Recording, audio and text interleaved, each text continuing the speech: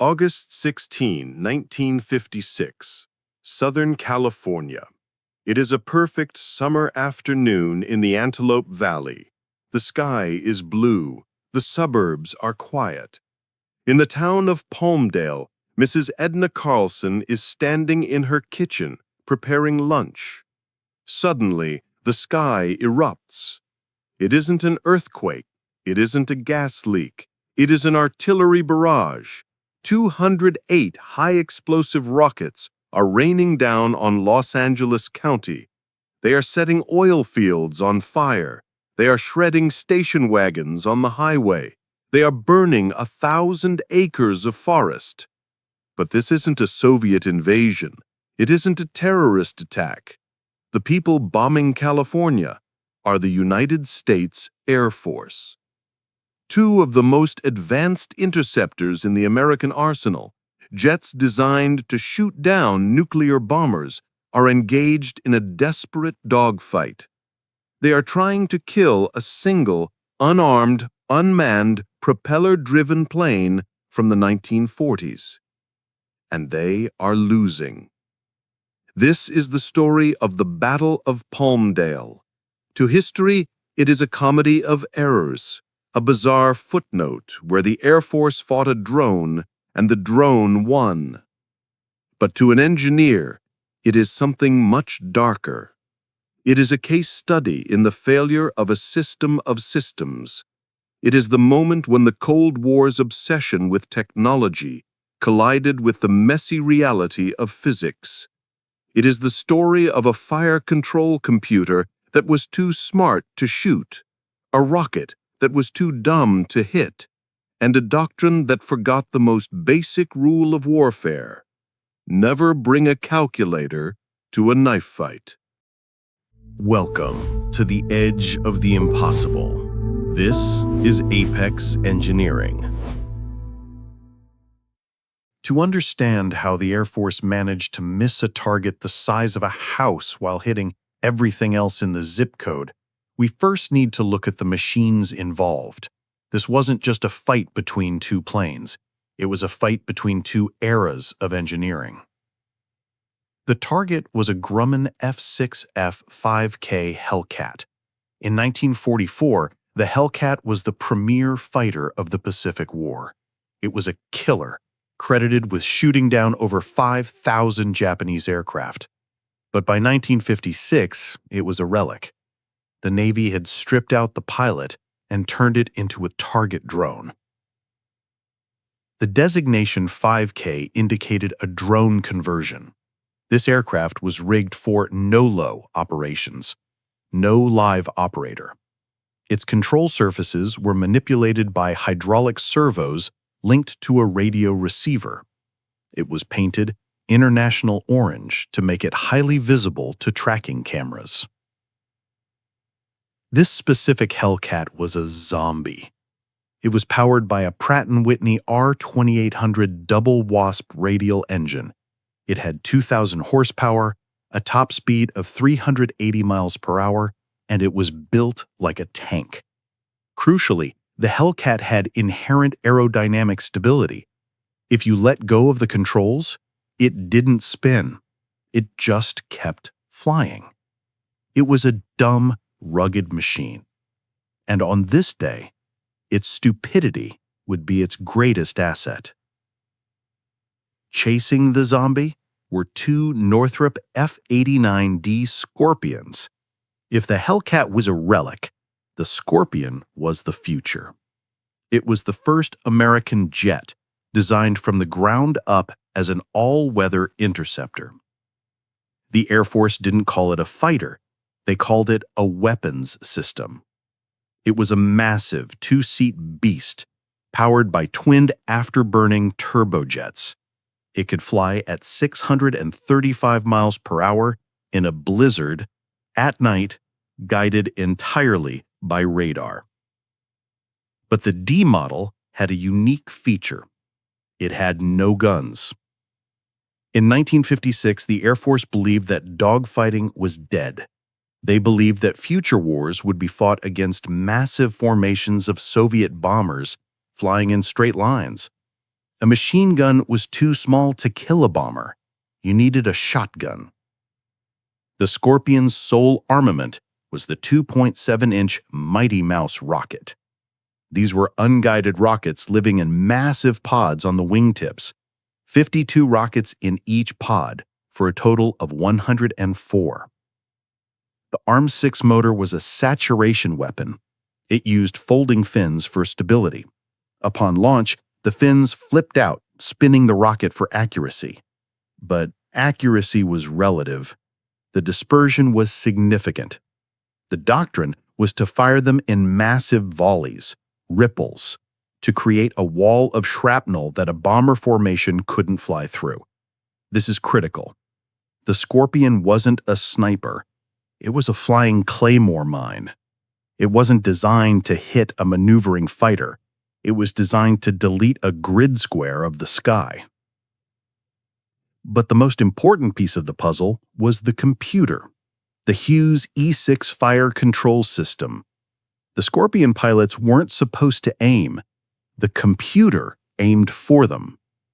The radar would lock onto the bomber, and the computer would calculate the lead. The E6 system featured a semi-automatic fire mode. The pilot held the trigger down, the dead man switch, but the rockets wouldn't fire immediately. The computer controlled the circuit. It would only release the rockets at the precise millisecond required for a collision. It was a brilliant system, if the enemy flew straight. But the engineers at Hughes had made a fatal assumption. They assumed the interceptor would always be flying level when it fired. They never programmed the computer to solve the equation for a fighter jet pulling G's in a hard turn. That oversight was about to burn down a forest. The disaster began with a glitch. At 11:34 a.m., the red Hellcat drone took off from Naval Air Station Point Mugu.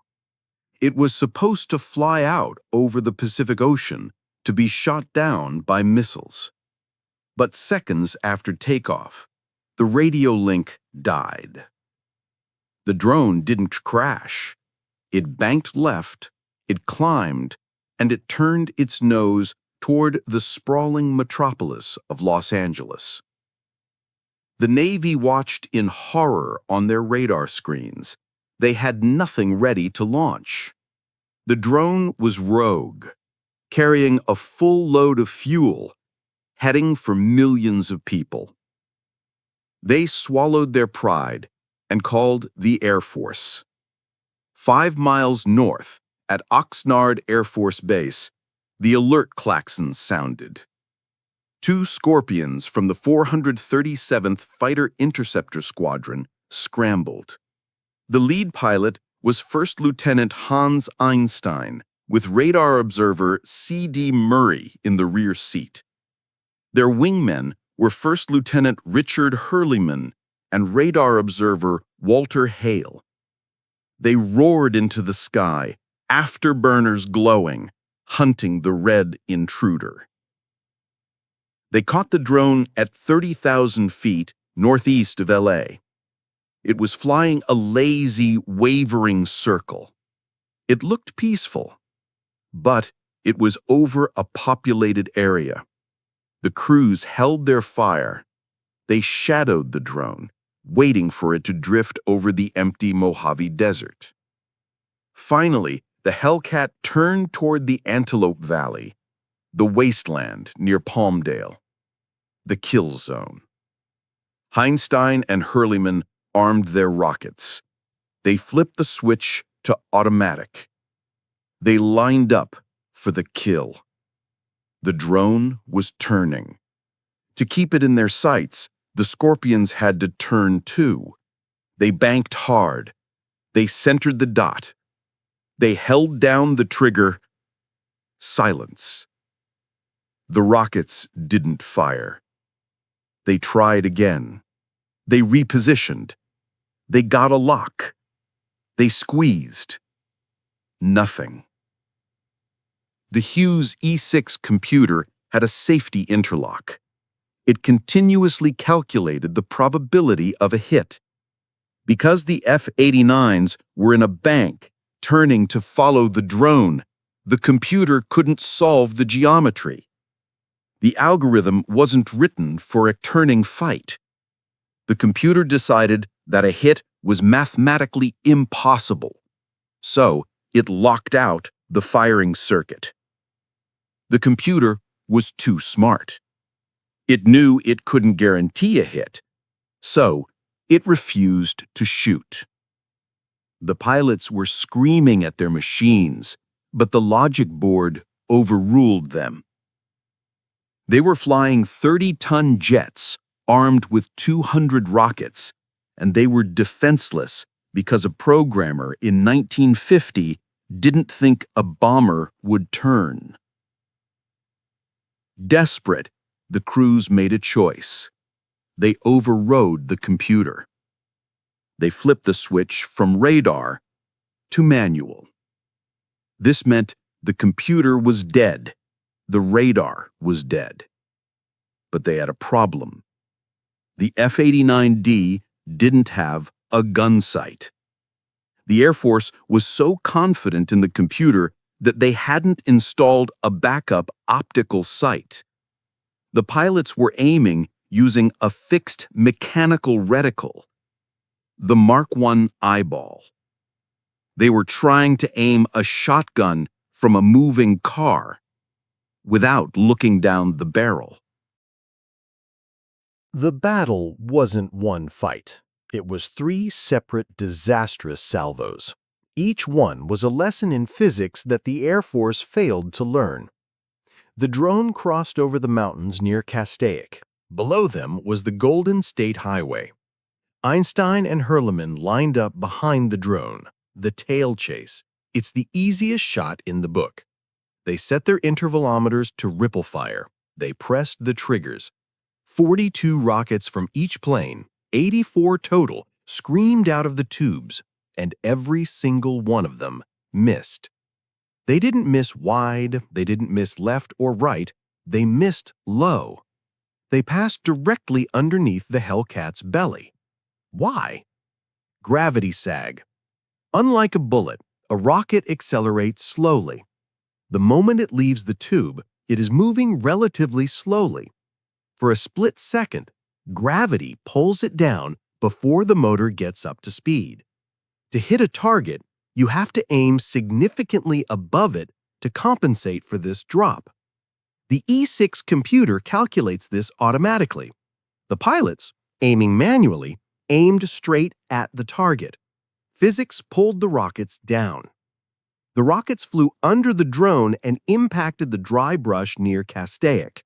150 acres of California instantly caught fire. The Castaic fire had begun. The drone flew on, untouched. The pilots cursed. They lined up again near Newhall. This time, they adjusted, or they tried to. They fired a second ripple, 64 rockets. Again, they missed. Again, gravity won. But this time, they weren't over empty scrubland. They were over Placerita Canyon. The rockets slammed into the sumps of the Indian Oil Company.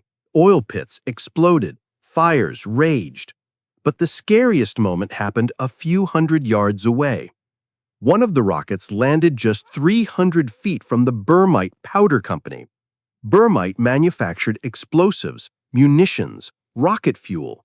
If that rocket had drifted just a little to the left, the secondary explosion would have erased the town of Newhall from the map. It was a game of Russian roulette played with artillery. 2 salvos down, 148 rockets fired, 0 hits.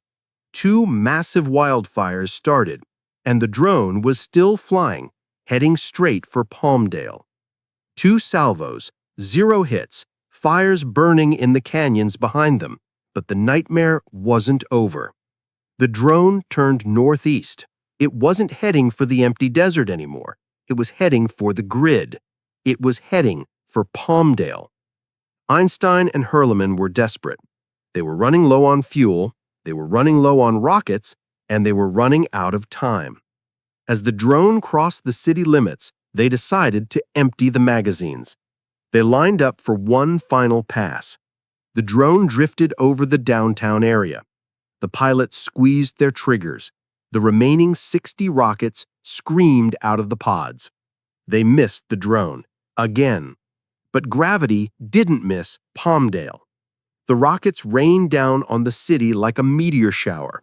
This wasn't a military target, it was a neighborhood. Edna Carlson was in her kitchen on 3rd Street East. A rocket fragment smashed through her front window, ricocheted off the ceiling, punched through a wall, and landed in her cupboard. Larry Kempton was driving his station wagon on Palmdale Boulevard. A rocket exploded in the middle of the street, directly in front of him. Shrapnel shredded his tires and punched 17 holes in his radiator. 2 workmen in Placerita Canyon had just stepped out of their utility truck to eat lunch. Seconds later, a rocket obliterated the cab of the truck where they had been sitting. It was chaos. 208 rockets fired, 0 hits on the enemy aircraft, but on the ground, they had achieved a perfect strike on the American dream. The Air Force crews, their pods empty and their fuel lights blinking, were forced to retreat. They turned back to Oxnard, defeated. The Hellcat flew on. It had survived the best technology the jet age could throw at it, but it couldn't survive physics. It ran out of gas. The engine sputtered and died. The drone entered a slow, graceful spiral. It didn't explode. It didn't burn. It simply glided down and crashed into the desert floor 8 miles east of the airport. It severed 3 power lines, dug a hole in the sand, and finally stopped. The Navy's zombie was dead, but the Air Force's war was just beginning. The shooting stopped, but the destruction didn't. The M151 warheads were high-explosive fragmentation rounds. They weren't designed to start fires, but in the dry California summer, the heat of the detonations was enough. The Castaic fire burned 150 acres. The Soledad Canyon fire burned 350 acres near Mount Gleason.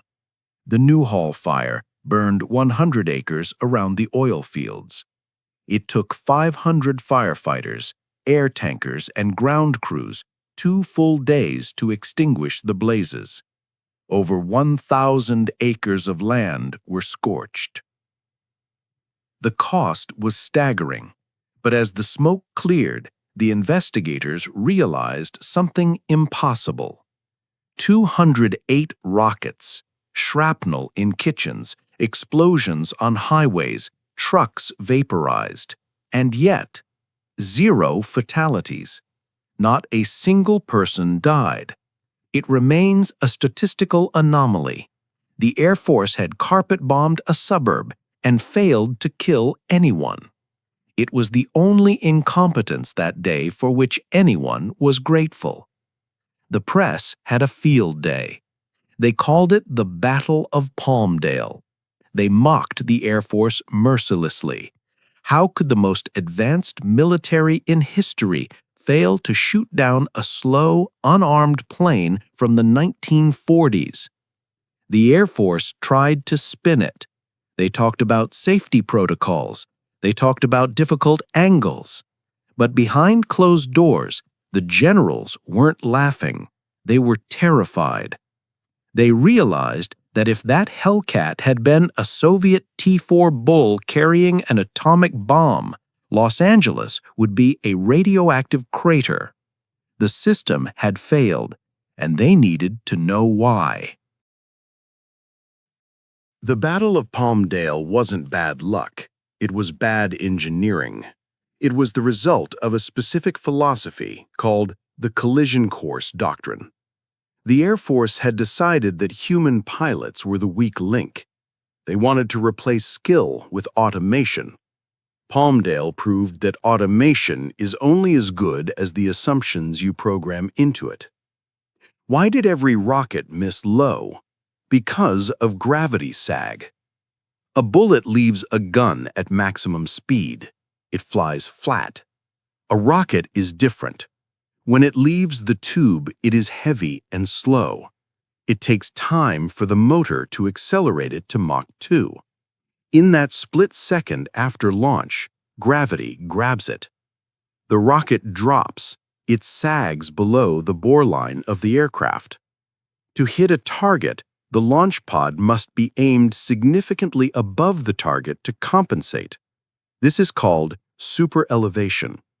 The amount of superelevation changes based on range, speed, and dive angle. It is a complex calculus. The Hughes E6 computer was designed to calculate this. It knew exactly how high to aim. But when the computer failed, the pilot switched to manual.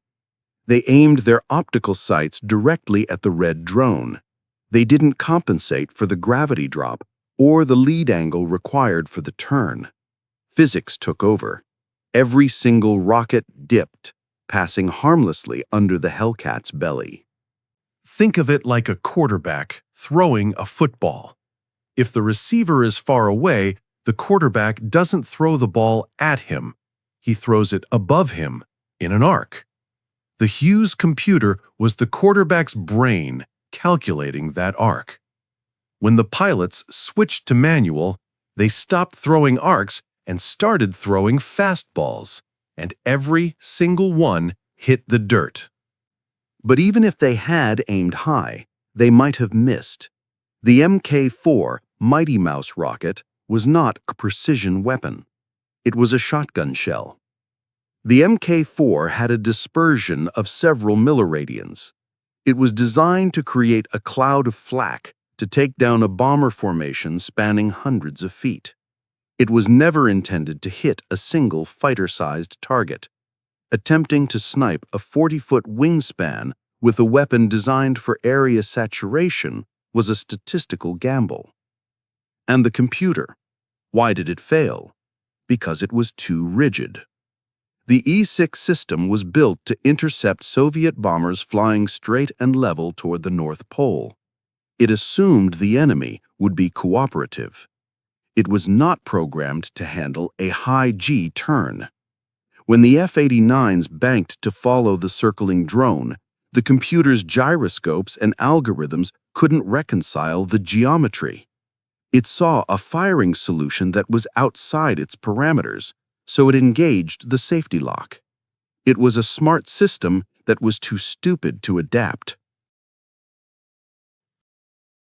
The Battle of Palmdale changed the Air Force. It was a wake-up call written in fire. Palmdale was a flashing red light that technology has limits. Radars jam, computers crash, rockets miss, and when they do, a pilot needs a backup, a simple machine gun. But the Air Force didn't listen. They doubled down on the missile age, removing guns from their next generation of fighters. It was a hubris that would cost them dearly. It would take the bloodied skies of Vietnam a decade later to finally force the gun back into the cockpit of the F-4 Phantom. However, Palmdale did kill the unguided rocket as a primary air-to-air weapon. The generals realized that throwing dumb rockets at a smart target was suicide. They accelerated the development of guided missiles, weapons that could turn, track, and correct their own mistakes. The Mighty Mouse was retired from the air-to-air role. It was relegated to ground attack, where close enough is good enough. The Battle of Palmdale stands as a monument to technological hubris. On August 16, 1956, the U.S. Air Force proved it could scramble jets in minutes. It proved it could unleash hell. But it also proved that all the radar, computers, and rockets in the world are useless if you forget the laws of physics. The F6F Hellcat didn't win because it was faster. It didn't win because it was smarter. It won because it was simple. And in the complex, fragile world of apex engineering, sometimes simple is the deadliest weapon of all.